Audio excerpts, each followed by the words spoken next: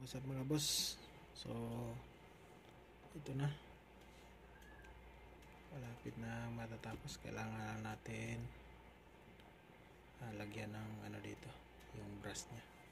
Kaso lang, may problema pa. Itong dalawang block, hindi ko na lang tanggalin to. Permanente na siya.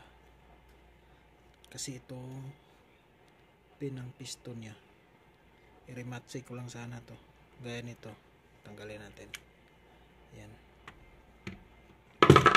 So ito, parang lock na siya dito. Pinokpo ko lang para lumapad yung ulo. Tapos dito sa kabila, pukin din sana. Kaso lang, kailangan natin tanggalin tong isang block nito para mapasok natin tong mga piston. Kasi naka-permanente na siya.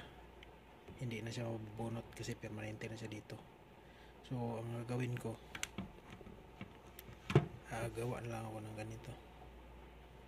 So, para siyang may lalagyan ng lock.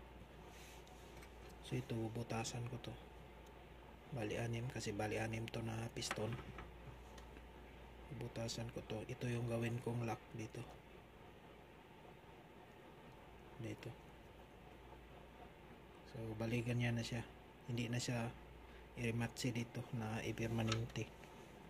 I-permanente dito sa piston na ganyan. Tapos pupukon dito para rematch siya, para hindi na siya matanggal. So, ito na siya gagawin natin. Lagyan lang natin siya ng lock. Ganyan. So, meron ako ditong rod na maliit. Ito yung kakat natin.